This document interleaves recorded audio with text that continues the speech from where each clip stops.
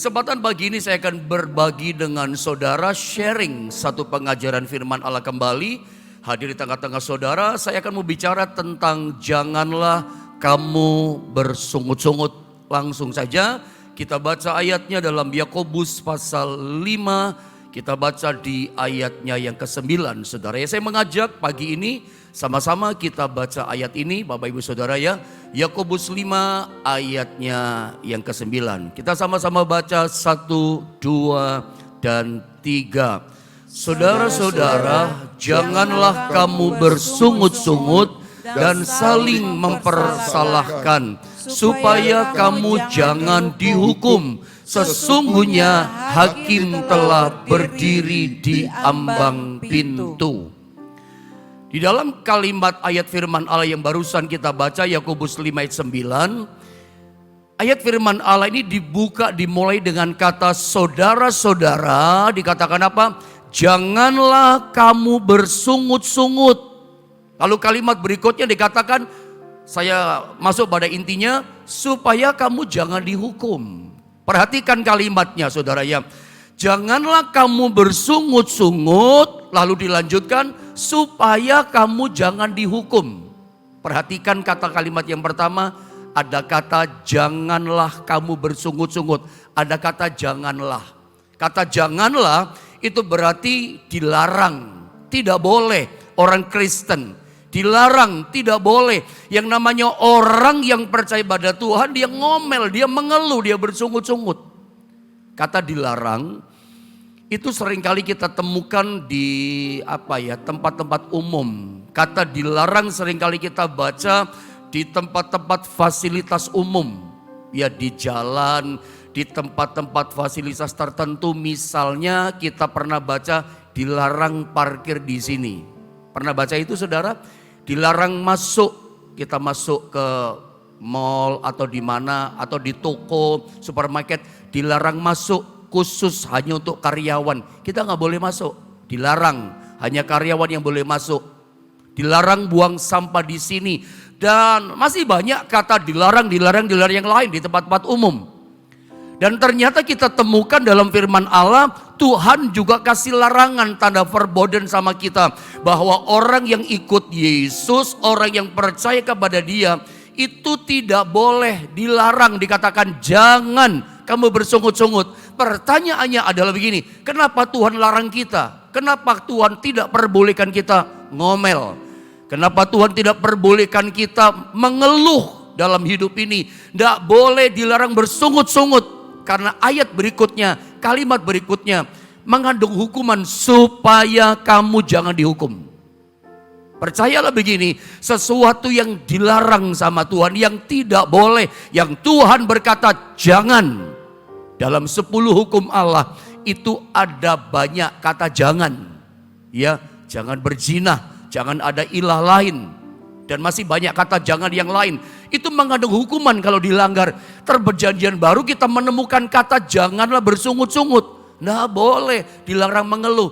Supaya kamu jangan dihukum, kata firman Allah. Jadi dengan kata lain, bersungut-sungut itu ternyata bukan hanya tidak baik di mata Tuhan. Dan orang yang kita sunguti itu gak baik. Tetapi ternyata persungutan, keluhan kita, omelan kita, itu mendatangkan hukuman bagi yang melakukannya. Supaya kamu jangan dihukum. Janganlah kamu bersungut-sungut. Terus dikatakan apa? Supaya kamu jangan dihukum. Tapi perhatikan, saya mau sampaikan ini sama saudara pagi ini. Ini pesan message yang Tuhan bebankan di hati saya. Yang pagi ini saya gak boleh tahan. Saya harus sampaikan sama saudara. Nah persoalannya begini. Ketika kita bicara tentang mengeluh, bersungut-sungut sama dengan mengeluh. Ketika bicara mengeluh, bicara tentang bersungut-sungut, masalahnya begini. Yang namanya mengeluh dan bersungut-sungut itu adalah kebiasaan setiap orang. Tanpa kita sadari, kita ini termasuk orang Kristen yang sudah percaya pada Yesus. Kita ini suka gini tanpa sadar, sedikit-sedikit mengeluh. Sedikit-sedikit bersungut-sungut dengan keadaan sikon yang kita alami. Ketika hari panas sekali, kita mengeluh. kok panas sih? Kebiasaan tanpa sadar kan? Walaupun itu kadarnya mungkin masih nggak apa-apa ya. Nanti kalau hujan, karena kita bilang panas, Tuhan kasih hujan, mengeluh juga. Tanpa sadar ya, kita itu ketika diperhadapkan situasi yang tidak nyaman, yang tidak seperti yang kita inginkan dalam hidup kita, tanpa sadar mulut kita, hati kita, pikiran kita mulai mengeluh. Tanpa kita sadari kita mulai bersungut-sungut, kita mulai ngomel. Makanya saya kasih statement sama saudara bahwa bersungut-sungut itu ternyata adalah kebiasaannya setiap orang. Tidak sadar, tahu-tahu kita mengeluh dengan keadaan kita. Dagang sepi sedikit mengeluh, biasanya rame kok. Nanti kalau rame juga mengeluh juga. Kenapa? Ordernya kewalahan. Ada loh saudara ya, orang yang keberkatannya luar biasa, sama orang yang kasih job sama saudara dikejar-kejar, kapan barangnya dikirim? Anda mengeluh. Berkatnya banyak mengeluh, berkatnya kurang mengeluh. Makanya saya katakan ini menjadi habit gitu ya. Ini menjadi sebuah kebiasaan dari orang, dikit-dikit ngeluh, dikit-dikit bersungut-sungut. Ini masalah loh saudara. Ini masalahnya kita bersama loh. Kita ini suka mengeluh, kita ini suka bersungut-sungut. Dan message pentingnya pada kalimat ini adalah jangan ini menjadi kebiasaan kita. Jujur saja, mulut kita, hati kita, pikiran kita mudah tergoda, mudah terpancing untuk mengeluh. Makanya sekarang ayo pagi ini kita sama-sama belajar lewat firman Allah. Saya berdoa, saya berharap lewat pengajaran firman Allah yang saya coba lepaskan, saya sodorkan sama saudara pagi ini, untuk kita belajar jangan mengeluh. Lewat pengajaran firman Allah yang diajarkan pada kita pagi ini menjadi satu rem yang pakem. Ya, pengajaran firman Allah menjadi ingat-ingatan bagi kita gini, ngerem gitu. Untuk kita bisa ngerem. Oh iya, ini firman Allah katakan enggak boleh ngomel, mengandung hukuman. Jadi rem yang kuat buat kita. Setiap kali kita terpicu mau mengeluh, setiap kali kita tergoda gatel mulut kita mau ngomel, ingat firman Allah jadi rem yang kuat buat kita. Oh, aku udah boleh mengeluh. Saya belajar, ada juga belajar sama-sama kita. Belajar menguasai hati, pikiran, mulut kita untuk tidak mengeluh. Kenapa mesti belajar pendeta? Karena itu habit, gaya hidup, kebiasaan kita mengeluh. Dikit-dikit mengeluh, dikit-dikit ngomel, bersungut-sungut saudara. Sebelum saya coba tunjukkan ayat-ayat firman Allah tentang bersungut-sungut, tentang mengeluh, saya mau tunjukkan bicara ini dulu sama saudara. Kapan sih sesungguhnya seseorang itu bersungut-sungut? Kapan seseorang Kristen dia mulai mengeluh dalam hidupnya? Yang pertama saya coba tunjukkan saat kenyamanannya terganggu. Iya kan? Saat kenyamanan kita terganggu, ngomel kita. Iya. Satu contoh yang paling barusan belum lama terjadi ya. Kita itu mesti divaksin. Ada berapa banyak orang mengeluh gak mau divaksin. Alasan pemerintah, mungkin alasan kesehatan. Kalau kita nggak divaksin, kita nggak boleh bepergian ya. Keluar kota, keluar negeri, keluar kota nggak bisa. Ya, keluar provinsi maksud saya nggak bisa. Karena persyaratan kalau misalnya mau naik kapal laut, sekarang saya nggak tahu seperti apa ya. Naik pesawat, ya salah satunya pasti ditanya itu ya sampai hari ini ya. Udah divaksin belum? Di booster belum? Kayaknya gak nyaman ya disuntik-suntik segala. Kadang-kadang kita mulai mengeluh. Ya, mau pergi aja diatur-atur gitu. Ada banyak hal saudara, kenyamanan. Nanti kenyamanan dalam pekerjaan kita bisa mengeluh loh. Pokoknya sesuatu gini yang mengganggu kenyamanan kita. Itu seringkali kita terpancing, tergoda mengeluh. Urusan dagang, urusan keuangan kita nggak nyaman lagi, mulai merosot. Biasanya waduh omsetnya banyak, pemasukan banyak, tokonya rame gitu ya, jobnya rame, kerjaan rame, seneng kita. Tapi begitu nggak nyaman lagi, terusik kita, terganggu kita kenyamanannya, terganggu kerjaan kita. Seringkali kita terpancing, tergoda untuk mengeluh, bersungut-sungut. Makanya hari ini kita sama-sama belajar Bapak Ibu Saudara. Pengajaran firman jadi rem buat kita. Kapan seseorang mulai bersungut-sungut dan ngomel dan mengeluh? Saat kenyamanannya terganggu, nggak nyaman lagi. Itu yang pertama ya. Biarlah ini menjadi ingat-ingatan buat kita, pelajaran penting buat kita. Kapan kita ngeluh? Ketika kita gak nyaman. Pokoknya kadangkala kita itu macet saja, biasa jalan lancar. Ya kita bersyukur ya, dalam perjalanan kita lewat darat kalau naik mobil, itu lancar sekarang ada jalan tol, mau kemana-mana. Saya pikir mungkin hampir 80% di Indonesia enak menikmati perjalanan pada masa pemerintahan ini. Yang jauh jadi dekat, lancar. Kadang-kadang kita agak macet sedikit, kita udah jarang macet nih lewat tol. Ya, tiba-tiba ada satu insiden macet total, bergeraknya lambat majunya. Kadang kita itu ngeluh loh, bersungut-sungut. Bersungut-sungut sama siapa? Sama keadaan, sama sekitar kita. Itu contoh ya, pokoknya begitu gak nyaman, ngeluh kita. Nah ini pelajaran penting buat kita. Dari urusan kecil sampai urusan besar, lewat firman, jangan tergoda untuk mengeluh. Firman Allah jadi rem. Oh, firman katakan, janganlah kamu bersungut-sungut supaya kamu jangan dihukum. Yang kecil, kebiasaan kecil lama-lama jadi kebiasaan besar, jadi habit. Tanpa sadar ngomel tiap hari.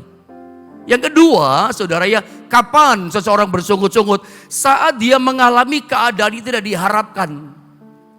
Sering kan saudara ya, kita berharap baik. Kita berharap kerjaan rame. Kita berharap semuanya indah. Tapi ternyata yang terjadi dalam hidup ini tidak kita harapkan. Kadang-kadang ada orang Kristen berkata, saya ini Pak sejak setia ikut Tuhan. Belajar melayani Pak, belajar hidup benar. Saya merasa banyak masalah loh Pak hidup saya. Apakah Anda berpikir bahwa setelah kita ikut Yesus, sungguh-sungguh percaya pada Tuhan, maka semuanya jadi nyaman, jadi indah, jadi enak? Di Alkitab nggak ada janji seperti itu loh. Ya, kadang kita itu salah berpikir. Makanya saya pernah bilang sama saudara, kalau Anda mau coba selamatin seseorang, maksud saya nginjili seseorang supaya orang itu selamat, ingat baik-baik yang saya katakan.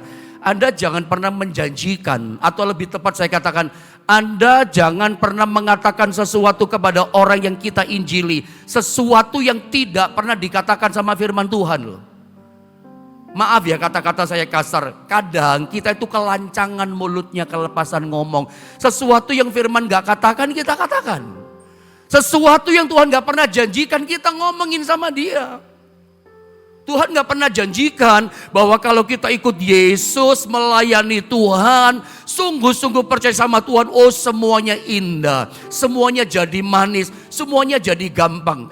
Tiba-tiba saya jadi ingat ya, kalau ngomong jadi gampang ya. Kadang banyak orang persepsinya salah sih. Saya pernah beberapa kali, bukan sekali maksud saya. Beberapa kali lah gitu. Saya melayani di beberapa tempat, saya ketemu dengan situasi keadaan yang sama. Ketika pertama kali saya dengar, saya berpikir keras, bertanya-tanya dengan diri saya. Satu kali ketika saya melayani di satu tempat, lagi menyembah nih saudara ya. Si worship leader, pemimpin pujian, lagu pertama selesai, mau masuk lagu berikutnya. Ada narasi kata-kata, itu bikin saya kaget sebetulnya. Narasi kata-katanya begini, sebelum masuk pujian berikutnya. Saudara, percayalah kalau kita hidup dalam Yesus, maka Yesus berkuasa akan membuat hidup kita semuanya menjadi mudah. Oh, saya mikir keras loh itu.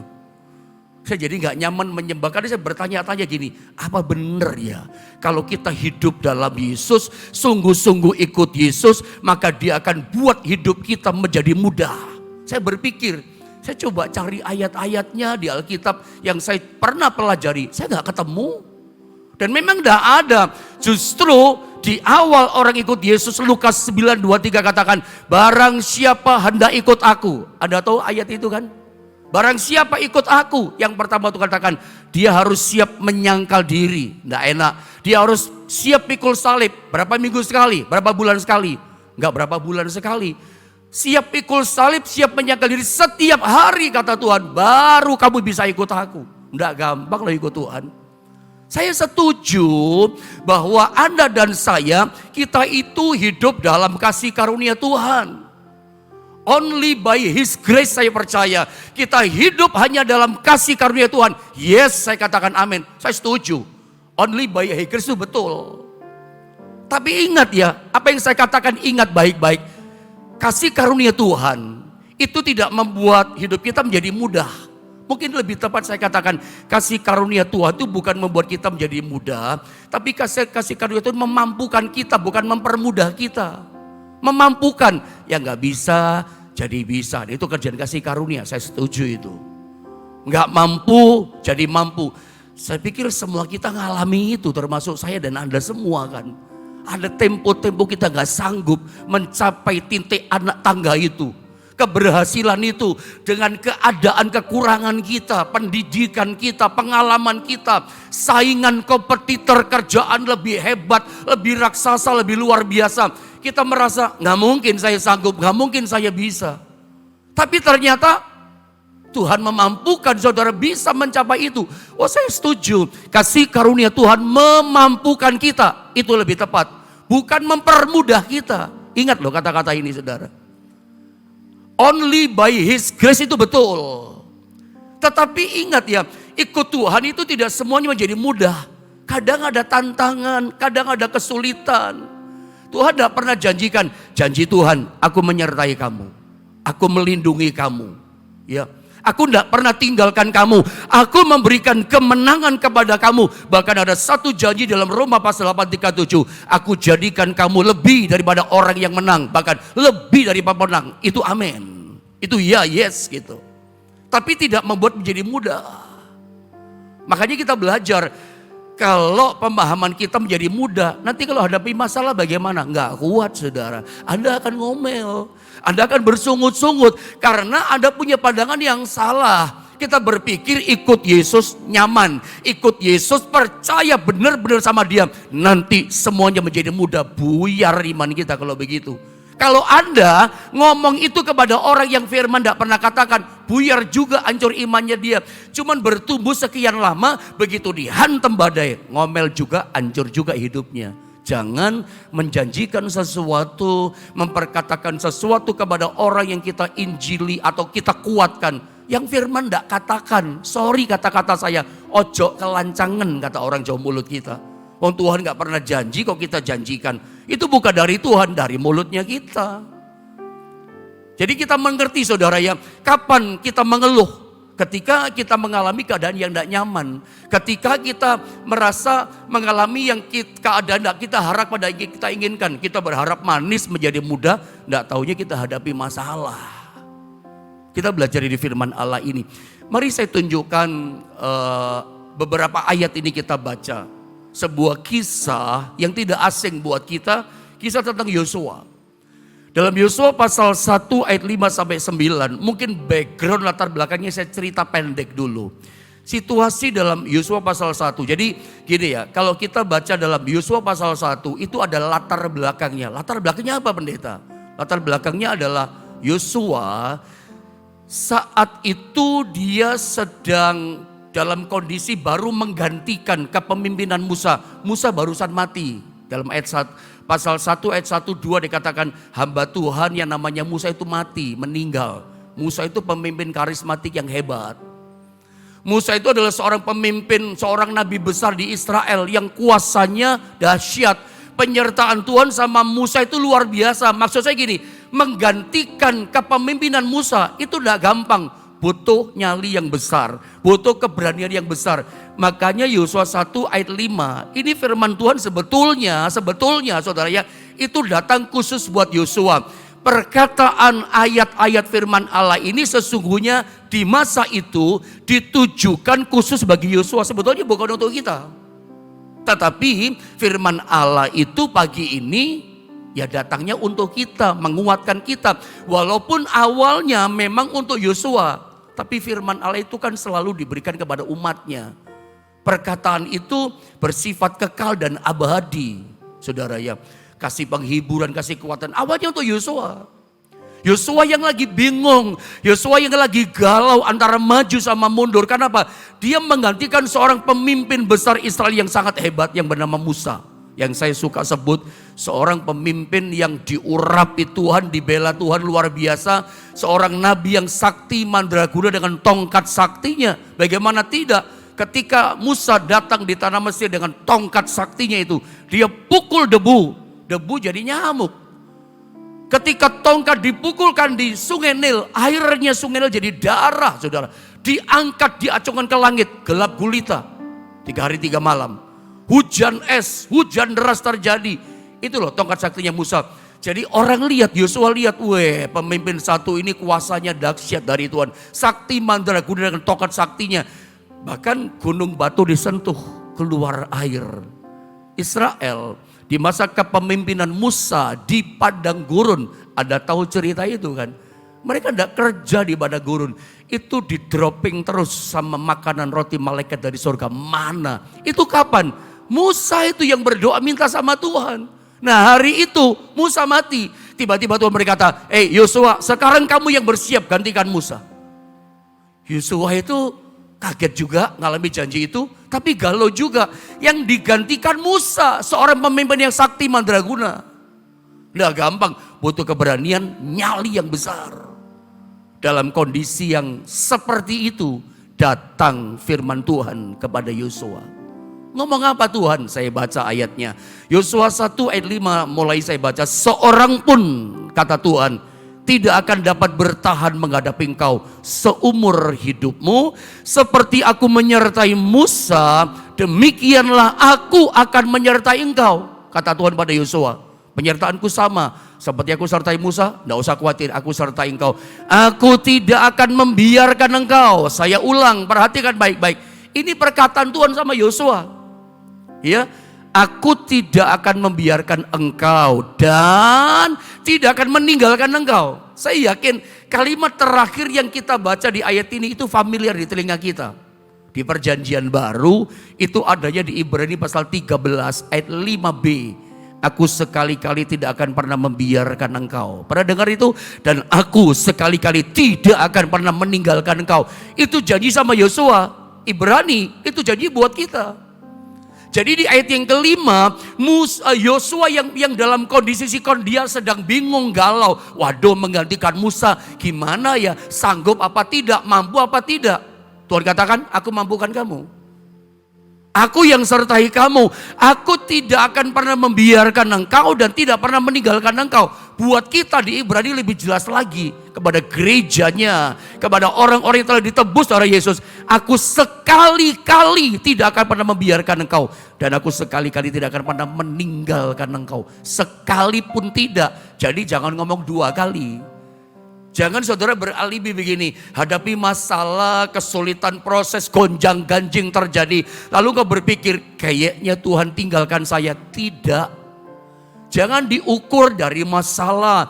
Jangan dilihat dari situasi yang tidak nyaman, yang tidak kita harapkan. Kita berkata, oh kalau gitu Tuhan tinggalkan saya. Tuhan sekali saja dengarkan baik-baik firman pagi ini.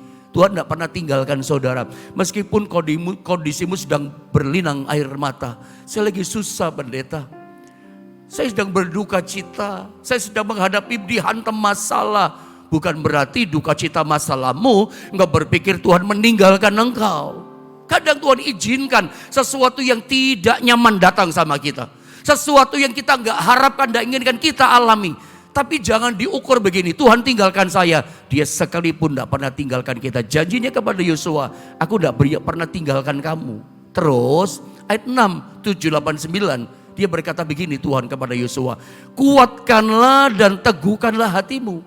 Kenapa ya Tuhan tiba-tiba ngomong kuatkan dan teguhkanlah hatimu. Kita lanjut dulu.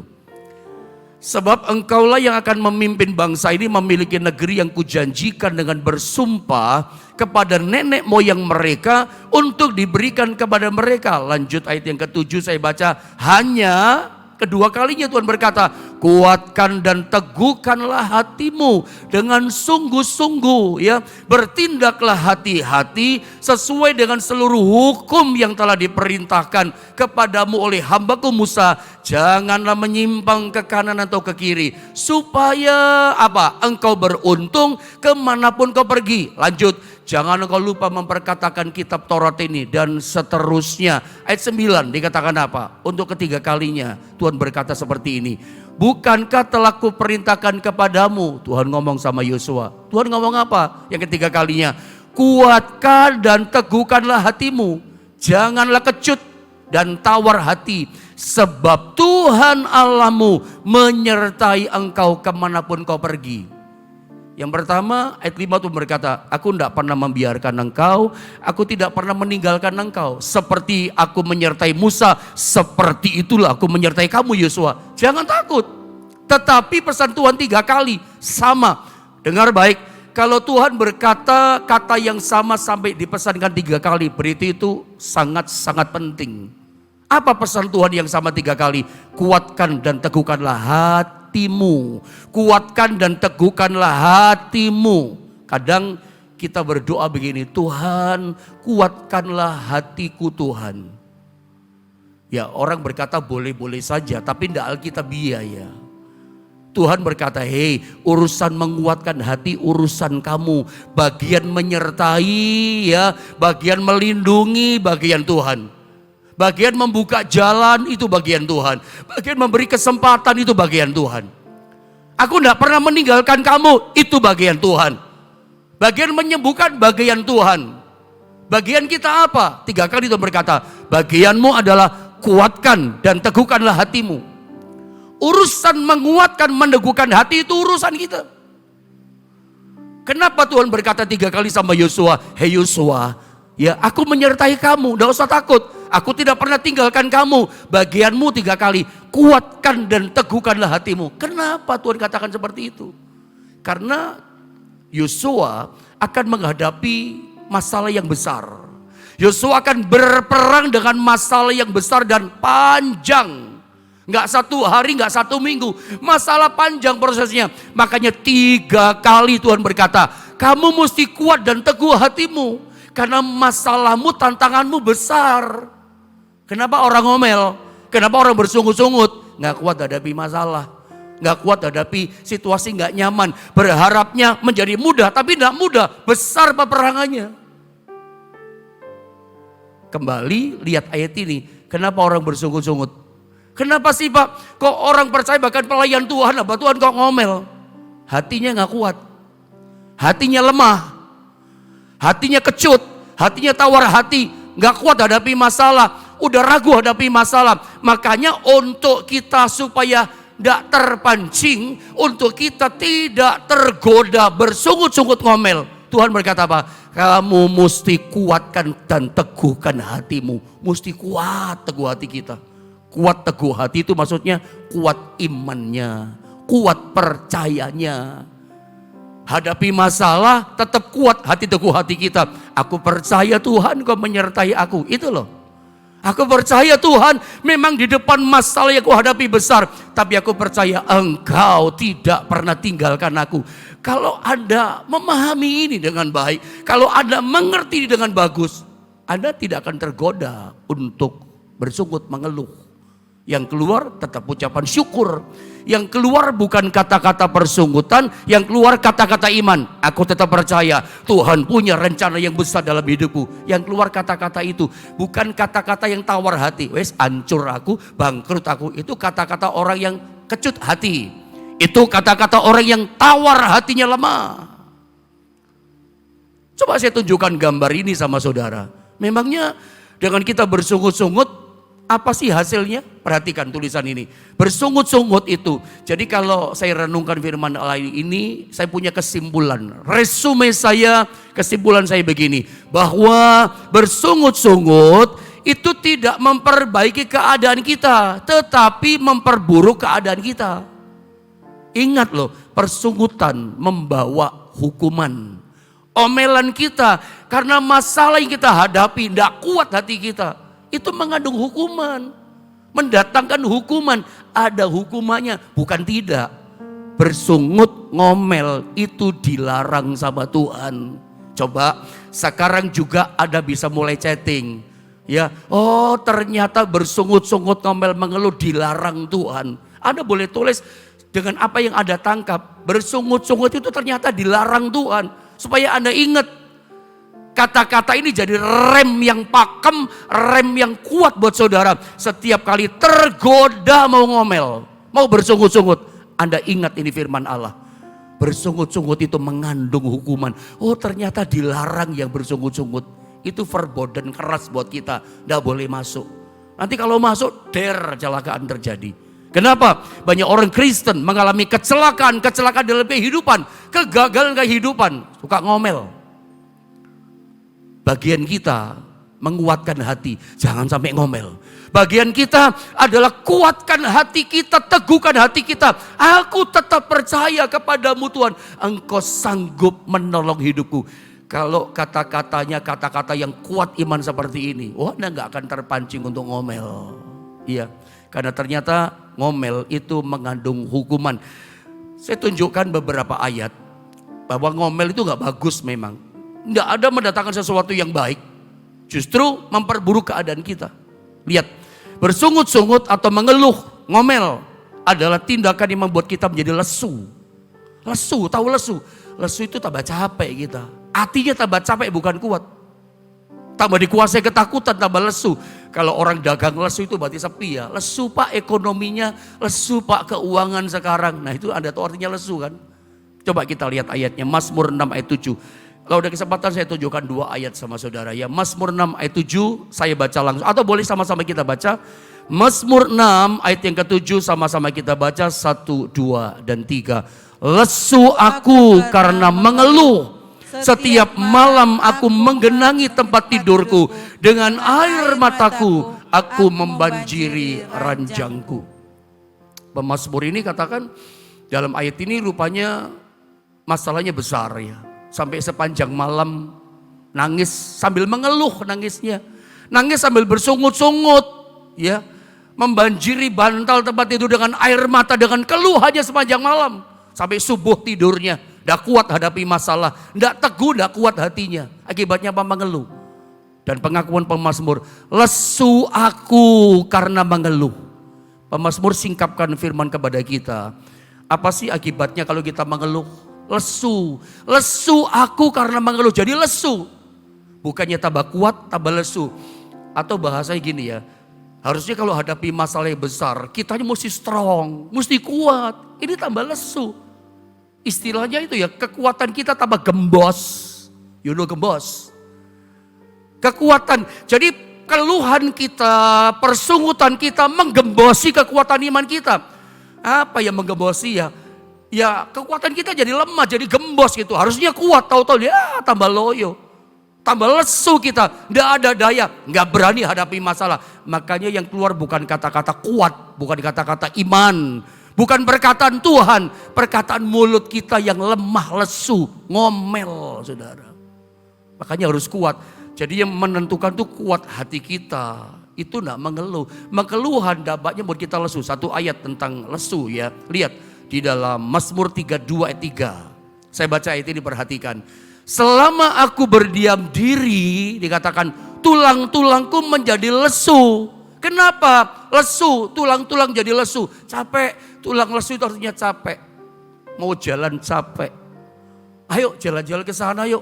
Males, udah kamu sendiri aja deh, capek. Ayo pergi cari hiburan, capek. Ke gereja apalagi. Kenapa? Tulang-tulangnya lesu, capek. Kenapa lesu tulang-tulangnya? Karena aku dikatakan mengeluh sepanjang hari. Sepanjang hari mengeluh, bersungut-sungut. Pagi mengeluh, siang mengeluh, sore mengeluh, malam mengeluh. Tiap hari ngeluh, ngomelnya gak madek-madek, cerewetnya gak berhenti-berhenti saudara. Akibatnya apa? Tulang-tulangku jadi lesu. Anda ngerti di sini saya. Kadang-kadang kita ini tidak ada juntrungnya, gak ngerti apa-apa. Kok rasa capek ya Pak, gak ada kekuatan. Jangan-jangan tadi malam ada ngeluh. Bukan saya yang ngomong, firman yang ngomong. Kenapa kadang tubuh kita lemah? Anda mengeluh.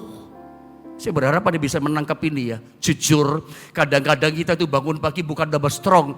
Harusnya orang malam istirahat, bangun enak, badannya kuat. Ini kok lemah badan kita. Jangan-jangan ini firman Allah katakan, Anda ngomel bersungut-sungut sepanjang hari. Kerjaan ada kesulitan, Anda ngomel. Gimana caranya? Macam-macam. Begitu nanti Anda tidur bangun pagi lesu. Anda temukan ini ayat ya saudara ya. Ingat-ingatan rem buat kita ya. Kenapa kita kok jadi lemah? Kok tambah gak sehat sih Pak? Udah minum multivitamin loh Pak. Minum manem-manem supaya kuat. Macam-macam saya minum kuat.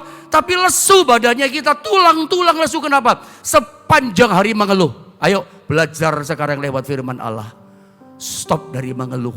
Kesimpulan dari firman Allah ini adalah Tuhan mau hati kita kuat, hati kita teguh. Hati yang kuat, hati yang teguh, yang kita jaga, yang kita pelihara. Tetap percaya kepada Tuhan, aku percaya Kau penolongku. Setiap hadapi masalah besar, aku percaya aku lebih daripada menang. Setiap hadapi masalah, ngomong sama dirimu, rencana Tuhan besar atas hidupku. Aku tidak mau berhenti, jalan terus dengan Tuhan. Ingat kata-kata ini. Perkatakan perkataan iman, perkataan-perkataan profetik. Jangan mau dihentikan oleh masalah. Ada kuasa Tuhan yang besar, yang sanggup menolong, sanggup memulihkan hidup saudara.